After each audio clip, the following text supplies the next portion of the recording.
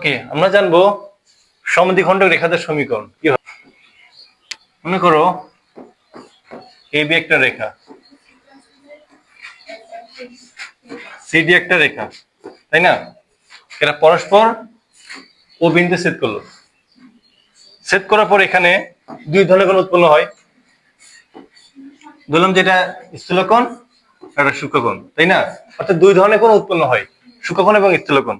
তো মধ্যবর্তী কোণ সূক্ষ্মকোণ কত ডিগ্রি, স্থূলকোণ কত ডিগ্রি, এটা তো আমরা বের করার নিয়মটা জানি, তাই না?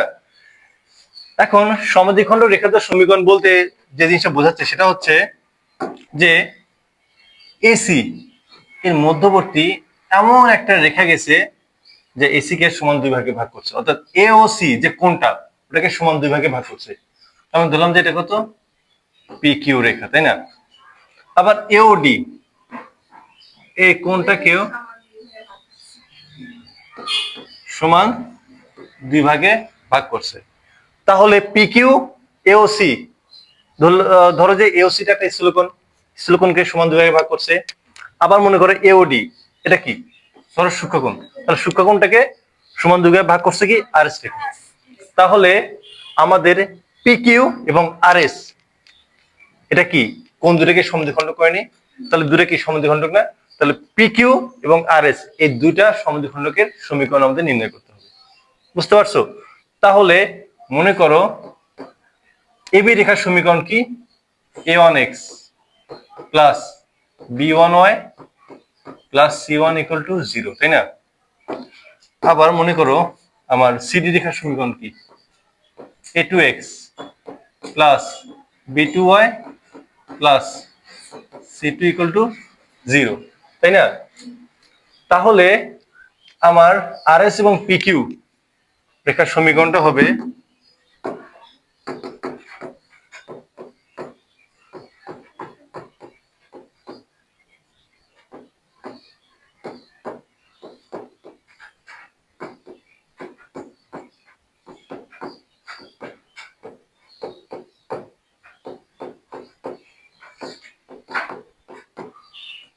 প্রথম সমীকরণ কি, a one x plus b one y plus c one, তাই না? নিচে এক্স এর সহগ কত, স্কোয়ার প্লাস ওয়াই সহগ বিয়ন স্কোয়ার, ঠিক আছে?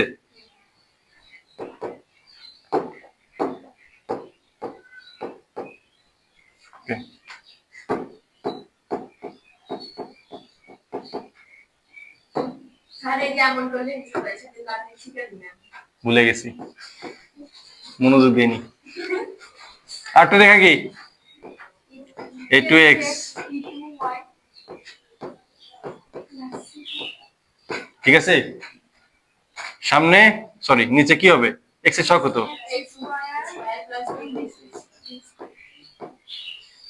আর সামনে হবে প্লাস মাইনাস। ওকে, এখন প্লাস মাইনাস মানে কি, তার মানে সমীকরণ কি দুটো হবে না? একটা প্লাস নিয়ে একটা সমীকরণ হবে মাইনাস নিলে। তো আমরা কখন প্লাস নেব কখন মাইনাস নেব? আমার এখানে সমদ্বিখণ্ডক হবে দুইটা, একটা হচ্ছে সূক্ষ্মকোণের একটা স্থূলকোণের, তাই না? তাহলে কখন আমরা সূক্ষ্মকোণের হবে কখন স্থূলকোণের হবে, তাই না?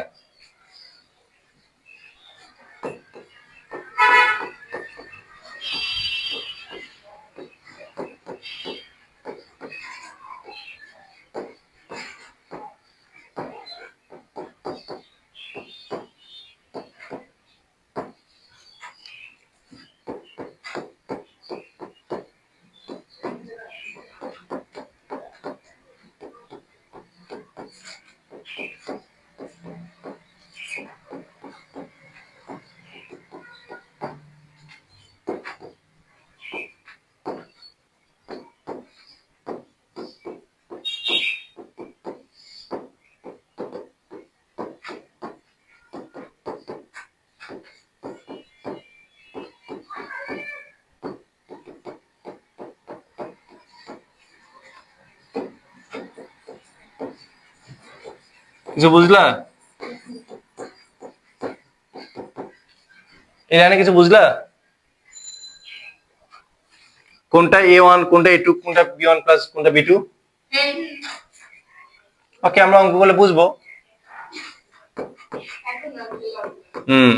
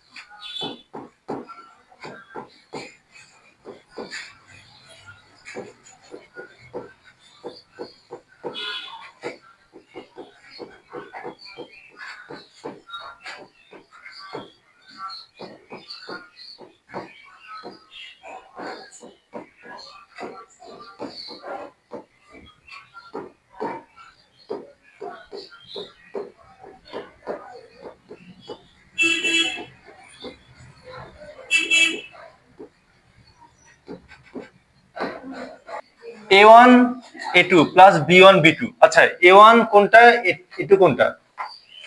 প্রথম সমীকরণে x এর সহগ হচ্ছে A1, আর দ্বিতীয় সমীকরণে x এর সহগ হচ্ছে A2। প্রথম সমীকরণের y এর সহগ হচ্ছে B1, আর দ্বিতীয় সমীকরণের y এর সহগ হচ্ছে B2। তো দুইটা কি আমরা এখন চিহ্নের সহগে গুণ করব। গুণ করার পর যদি মানটা শূন্যের চেয়ে বড় আসে, তাহলে আমাদের যদি বের করতে বলে যে স্থূলকোণের সমদ্বিখণ্ড সমীকরণটা কি হবে, তাহলে প্লাস নিয়ে মানটা বের করব। আর যদি বলে সূক্ষ্মকোণের, তাহলে মাইনাস মানটা আমরা স্থূলকোণের সমীকরণের জন্য ব্যবহার করব। ওকে, ক্লিয়ার?